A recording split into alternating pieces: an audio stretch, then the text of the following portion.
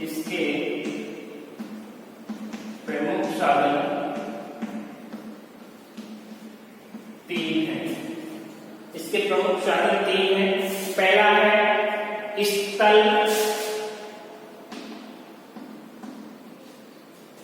स्थल साधन,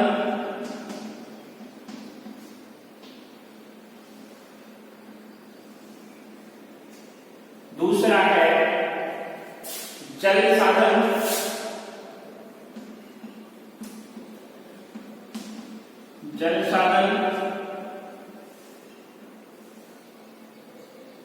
तीसरा है वायु साधन।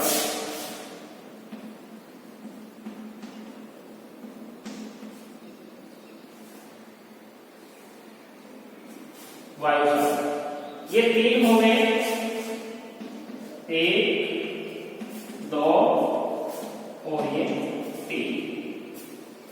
अब इसमें जो स्थल साधन है, इस स्थल साधन को 3 भागों में बांटा गया है। जो स्थल साधन है उनको भी कितने भागों में बांटा गया है? 3 भागों में बांटा गया है। वो 3 भाग हैं 1 2 और 3। ये पहला है, इसमें सड़क, रेलवे व पाइपलाइन। सड़क साधन, दूसरा है रेलवे साधन,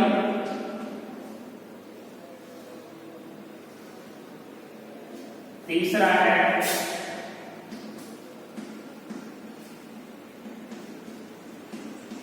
पाइपलाइन।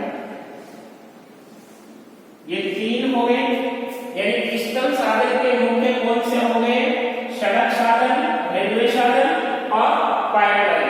अब जल साधन के वही जल संसाधन, इसको भी कितने 2 भागों में बांटा गया है। इसको भी कितने 2 भागों में बांटा गया है। ये 2 भाग, पहला है अंतः स्थलीय या आंतरिक साधन, अंतः स्थलीय या आंतरिक साधन। अंतः स्थलीय या आंतरिक साधन। दूसरा है सागरीय व महासागरीय मार्ग, सागरीय व महासागरीय मार्ग।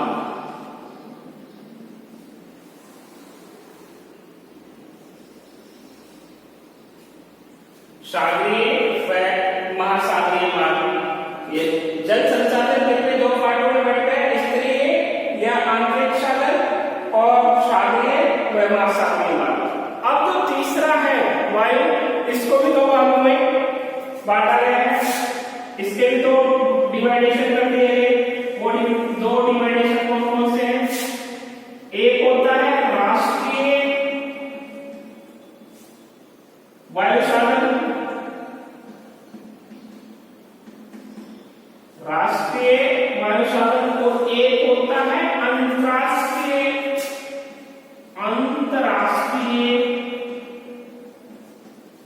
साधन।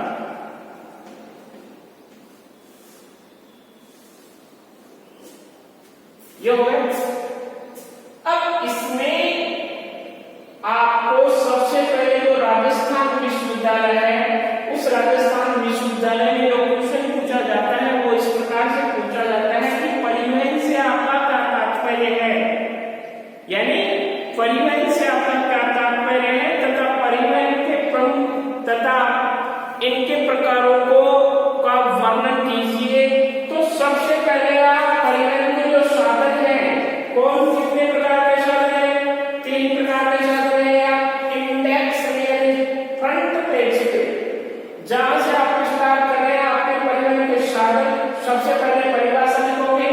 परिभाषा लिखने के पश्चात परिवहन के तो 3 प्रकार के हैं, 3 प्रकार का आप इस प्रकार से ब्लॉक वाइज इसमें आपने डिवाइडेशन कर दिए। डिवाइडेशन करने के पश्चात इसमें जैसे स्थल मार्ग है या स्थल साधन है तो स्थल साधन को 3 भागों में बांट दो।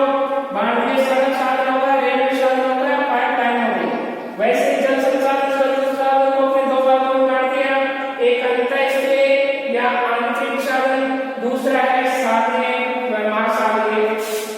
मार्ग, तीसरा है वायु। तो वायु में राष्ट्रीय व अंतरराष्ट्रीय। एक तो अपने जैसे राष्ट्रीय में जैसे राजस्थान है, राजस्थान से एमपी में चला जाए, महाराष्ट्र में चला जाए, यूपी में चला जाए, दिल्ली में चला जाए वो। और एक है अंतरराष्ट्रीय, यानी अपने जैसे राजस्थान से दुबई है, अगर ऑस्ट्रेलिया है, इंग्लैंड है, आदि साधनों को मिलाने वाले जो साधन है उसको अंतरराष्ट्रीय साधन कहते हैं। तो इस प्रकार से आप लोग बनाकर इनको प्रतिष्ठित करेंगे तो आपके नंबर अच्छे आएंगे, पूरे रहता है।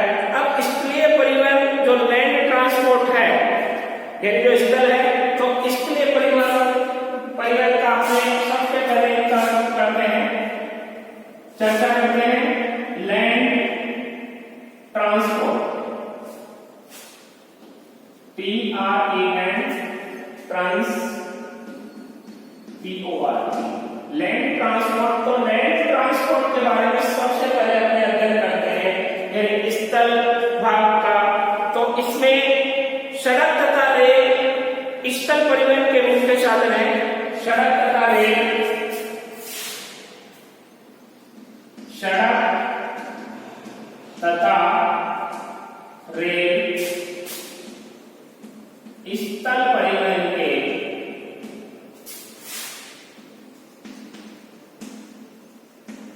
अच्छे साधन माने जाते हैं,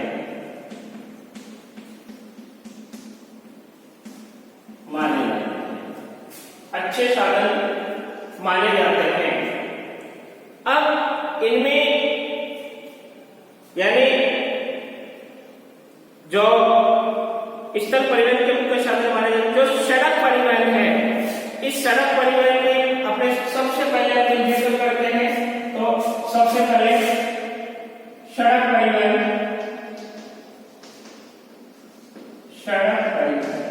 तो सड़क परिवहन की हमने चर्चा करें तो सड़क परिवहन में भारत का जो सड़क जाल विश्व के बहुत बड़े जाल में से एक है। भारत का सड़क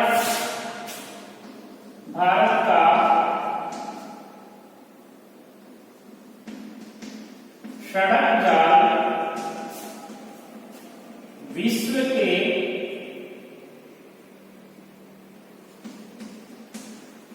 सड़क जाल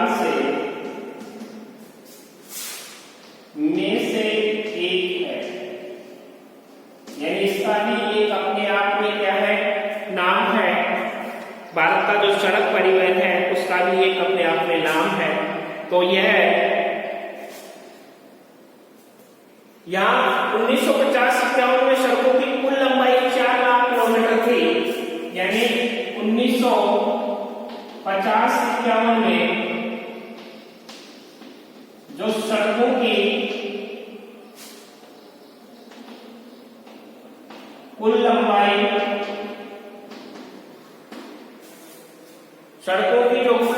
थी वो थी 4 लाख किलोमीटर थी, 4 लाख किलोमीटर थी। यानी जो सड़कों की कुल लंबाई 1950-51 में 4 लाख किलोमीटर थी, जो आज 2011-12 में बढ़कर 46.90 लाख किलोमीटर हो गई।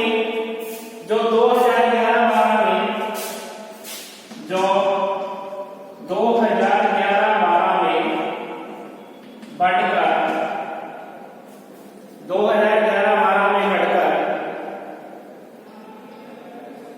46.90 लाख किलोमीटर हो गई। 46.90 लाख किलोमीटर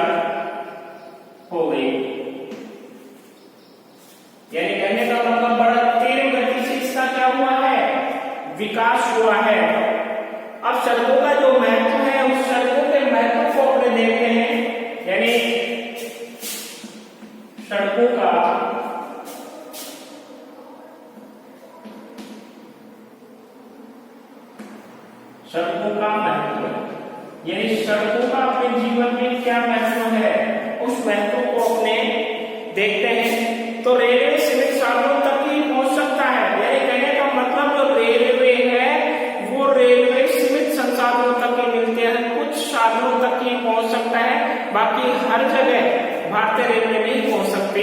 इसलिए सड़क मार्ग भी अपने आप में क्या है, अपने आप में एक स्थान रखते हैं। कहने का मतलब जो रेलवे सीमित संसाधनों तक ही पहुंच सकती है, परंतु सड़क दूर दूर तक पहुंच जाती है। भारत के अधिकांश रेलवे बड़े बड़े शहरों में ही मिलती है, जबकि सड़क छोटे छोटे गांवों तक भी पहुंच जाती है। यानी पहला जो इसका कारण है वो है रेलवे सीमित साधनों तक ही पहुंचती है। यानी पहला रेलवे सीमित साधनों तक ही पहुंचती है, बल्कि सड़क सभी जगहों पर जा सकती है। पर्वतीय क्षेत्रों में रेलों का लगभग पूर्ण अभाव है। जो पर्वतीय क्षेत्र है, पर्वतीय क्षेत्रों में रेलों का पूर्णतः अभाव पाया जाता है, बल्कि वहां पर सड़क मार्ग आसानी से पहुंच जाता है या पहुंच सकता है। अब थर्ड है कृषि विकास के लिए सड़कों का महत्व कहीं अधिक है। यानी तीसरा है वो है कृषि विकास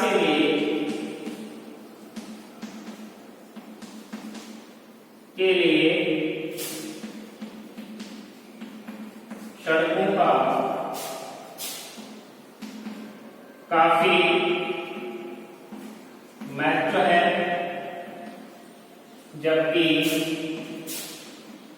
रेलवे का योगदान काफी कम माना जाता है। उर्वरक, बीज, कृषि यंत्र आदि को खेतों तक पहुंचाने के लिए सड़कों का ही क्या किया जाता है, प्रयोग किया जाता है। यानी जितने भी बीज तथा उर्वरक यानी कृषि यंत्र आदि को खेतों तक पहुंचाने में हम किसका उपयोग करते हैं, सड़क मार्ग का ही उपयोग करते हैं। वहां पर रेलवे उपस्थित नहीं हो सकता। अब कृषि उत्पादकों को जो ग्रामीण इलाकों से मंडियों तक पहुंचाया जाता है, यानी कृषक जो उत्पादन करता है उसको उत्पादन को कहने का मतलब जैसे 10 क्विंटल कर दिया तो 10 क्विंटल 20 क्विंटल को किसके माध्यम से, सड़क परिवहन के माध्यम से ही मंडियों तक पहुंचाया जा सकता है। बाकी वहां रेलवे नहीं अपनी सेवा नहीं दे सकती। इसलिए सड़क परिवहन यानी काफी योगदान करती है, काफी अपने जीवन में महत्व है। अब इसके बाद में जो फोर्थ है, सड़कों के माध्यम से ग्रामीण क्षेत्रों को शीघ्र नष्ट होने वाली वस्तुओं जैसे सड़कों के माध्यम से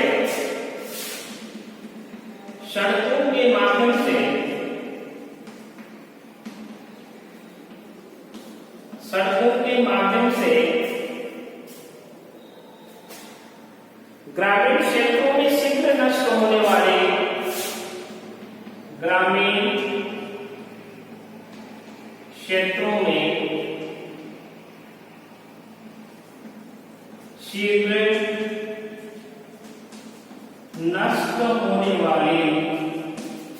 शीघ्र नष्ट होने वाली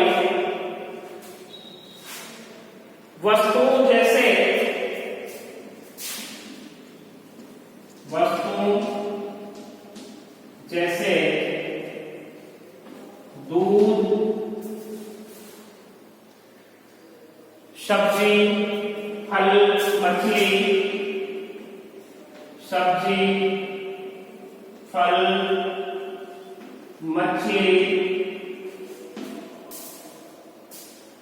मछली, आदि को खपत के क्षेत्रों तक शीघ्रता से पहुंचाया जा सकता है। आदि को खपत के अनुसार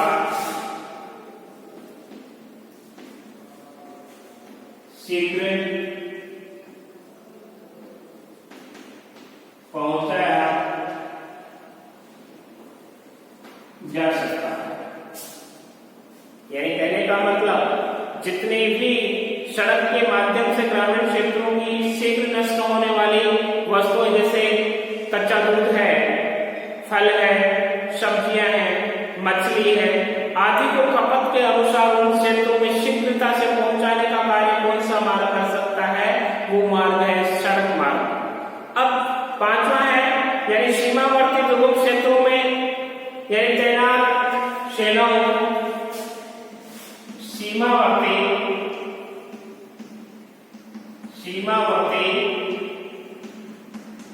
दुर्गम क्षेत्रों में तैनात सेनाओं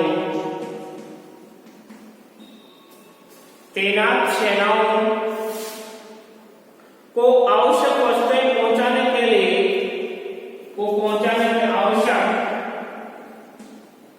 आवश्यक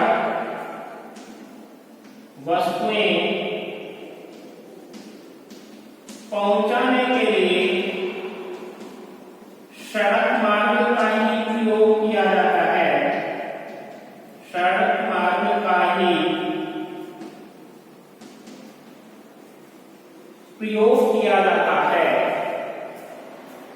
अब है सड़क परिवहन में जैसे सड़कों द्वारा शिक्षा एवं सभ्यता के प्रसार में सहायता मिलती है। छठा, सड़क माध्यम से शिक्षा, सड़क माध्यम के द्वारा सड़कों द्वारा शिक्षा एवं सभ्यता के प्रसार में भी शिक्षा व सभ्यता के प्रसार में भी सहायता प्राप्त होती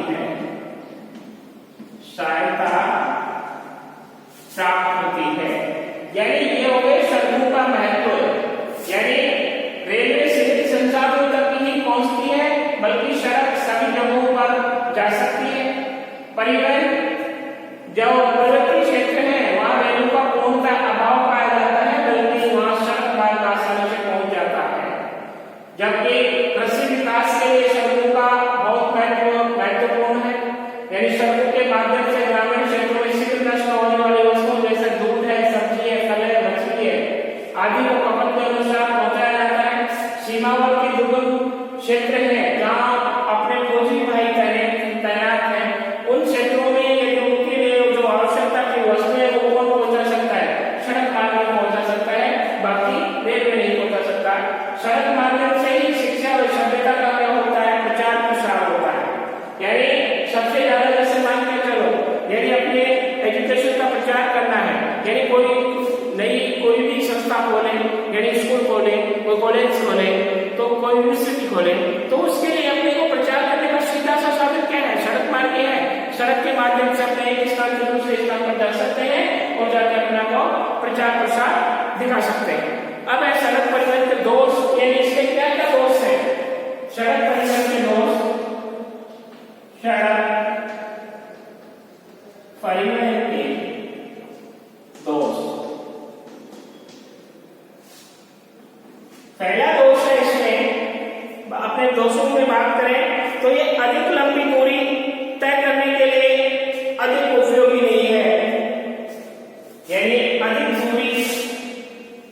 अधिक लंबी दूरी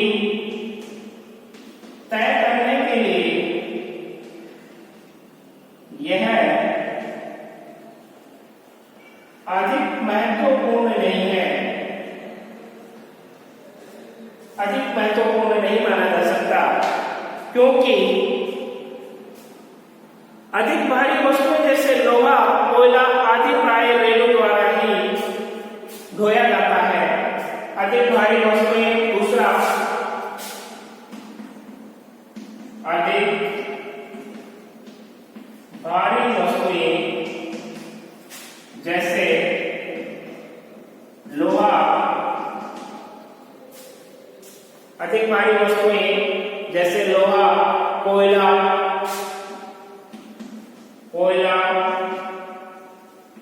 कच्चा पदार्थ, कच्चा मेटेरियल, कच्चा माल आदि में किसकी सहायता ली जा सकती है? रेलवे की सहायता ली जा सकती है, क्योंकि ये मेटेरियल काफी होता है, काफी मेटेरियल जो रेल के माध्यम से इसी का प्रयोग किया जा सकता है। सड़कों पर यातायात बढ़ने से दुर्घटनाएं बहुत होने लगी हैं। यदि इसकी जो आयु है उसमें सड़कों पर यातायात अधिक होने के कारण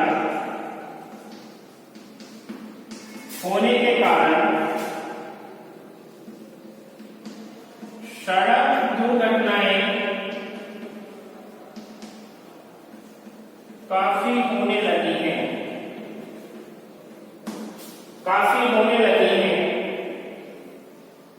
वाहनों की संख्या बढ़ जाने से वायुमंडलीय प्रदूषण हो रहा है। वाहनों की संख्या बढ़ने के कारण वायुमंडलीय प्रदूषण में क्या हो रही है? वृद्धि हो रही है। यानी एक तरह से वायुमंडल प्रदूषण भी हो रहा है। वायु में काफी जो कार्बन डाइऑक्साइड है, जो कार्बन की मात्रा है वो काफी संख्या में बढ़ रही है। यह रेल परिवहन का सड़क मार्ग, रेल परिवहन से काफी महंगा है।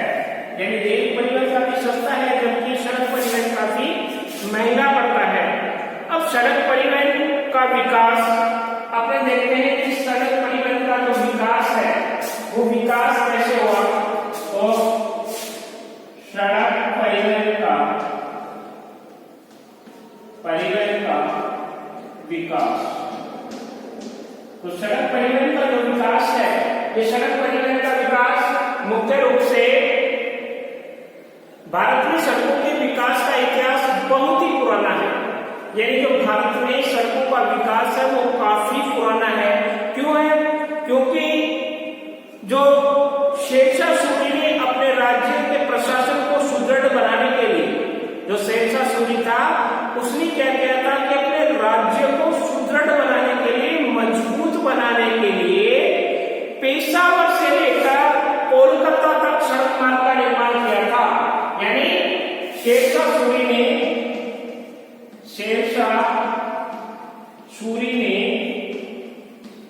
अपने राज्य को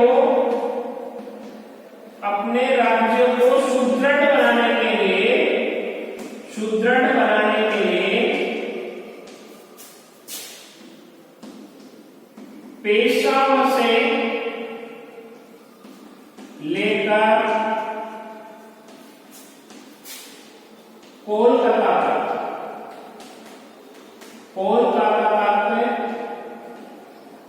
सड़क मार्ग का क्या किया था? निर्माण किया था। यानी सबसे पहले शेरशाह सूरी ने पेशावर से लेकर कोलकाता तक सड़क मार्ग का निर्माण किया था। यह आज भी भारत का सबसे महत्वपूर्ण मार्ग माना जाता है। आज भी यह भारत का सबसे महत्वपूर्ण मार्ग माना जाता है, सबसे महत्वपूर्ण मार्ग माना जाता है। ब्रिटिश शासन के दौरान इसे ग्रांड ट्रंक और जीटी रोड के नाम से जाना जाता था। यानी ब्रिटिश शासन के दौरान, ब्रिटिश शासन के दौरान इसे जीटी रोड के नाम से जाना जाता है। ग्रांड ट्रंक रोड के नाम से, ग्रांड ट्रंक रोड के नाम से जाना जाता था। यानी जीटी रोड के नाम से इसको बहुत फेमस था, बहुत प्रमुख था, ग्रांड ट्रंक अथवा जीटी रोड कहा जाता था। परंतु अब इसे राष्ट्रीय राजमार्ग कहा जाने लगा। वर्तमान में इसे, यानी वर्तमान में इसे राष्ट्रीय राजमार्ग के नाम से जाना जाता है। अब राष्ट्रीय राजमार्ग में इसके दो पार्ट कर दिए गए, यानी अब इसे राष्ट्रीय राजमार्ग के नाम से जाना है। दिल्ली से अमृतसर तक राष्ट्रीय राजमार्ग संख्या फर्स्ट, यानी दिल्ली से जो अमृतसर है, दिल्ली से अमृतसर तक NH 1 के नाम से जाना जाता है। यानी दिल्ली से अमृतसर तक का NH नेशनल हाईवे नंबर 1 के नाम से जाना जाता है। और इसके बाद में जो दूसरा है वो है NH फर्स्ट तथा दिल्ली से कोलकाता तक राष्ट्रीय राजमार्ग दूसरा, यानी दिल्ली से कोलकाता तक, यानी दिल्ली से कोलकाता तक NH 2 के नाम से जाना जाता है। पहला है दिल्ली से अमृतसर, उसको राष्ट्रीय राजमार्ग नंबर 1 कहा जाता है। और दूसरा है दिल्ली से अमृतसर, उसको राष्ट्रीय राजमार्ग संख्या 2 के नाम से जाना जाता है। अब जितने भी युद्ध तक भारत में सड़कों का विकास बहुत ही सीमित था। यानी जब द्वितीय विश्व युद्ध हुआ था तब तक जो राष्ट्रीय राजमार्ग है उनका संख्या काफी बहुत कम थी। पहला गंभीर प्रयास 1943 में किया गया था, यानी 1943 में किया गया, जब नागपुर योजना तैयार की गई थी। नागपुर योजना का शिलान्यास किया गया। इस योजना के अंतर्गत 1953 तक, यानी 1953 तक 1,96,800 किलोमीटर लंबी मुख्य सड़कें थी। यानी कहने का मतलब 1943 तक नागपुर योजना के तहत, यानी उसका सर्वेक्षण करवाया गया, तो उसमें 1953 तक 1,96,800 किलोमीटर तक लंबी सड़कें थी तथा 3,32,800 किलोमीटर अन्य सड़कें बनाई गई, जिनका प्रस्ताव लाया गया था नागपुर योजना के तहत। परंतु रजवाड़ों तथा ब्रिटिश भारत के बीच समन्वय न होने के कारण इस योजना को विशेष सफलता नहीं मिली थी। यानी राजपूत राज्य भी ये चाहते थे कि भारत में सड़क परिवहन का विकास अधिक ना हो, और ब्रिटिश शासन तो ये पहले से ही चाहता था कि भारत में अधिक विकास ना हो। यदि अधिक विकास भारत में हो गया तो अपना जो बिजनेस है, अपने जिस उद्देश्य से यहाँ आए हैं वो उद्देश्य अपना सफल नहीं होगा। इसलिए रजवाड़ों तथा ब्रिटिश शासन में आपसी फूट की वजह से यहाँ इसका क्या हुआ, विकास नहीं हो पाया। और स्वतंत्रता के बाद 1961 में, 1947 में भारत स्वतंत्र हुआ और 1961 में एक अन्य आयोग बनाया गया, एक योजना बनाई गई जिसे 20 वर्षीय योजना के नाम से जाना जाता है। यानी 20 वर्षीय योजना के नाम से जाना जाता है, जो मुख्य रूप से सड़क परिवहन को ही अपने आप में क्या देता है, महत्व देता है। तो ये सड़क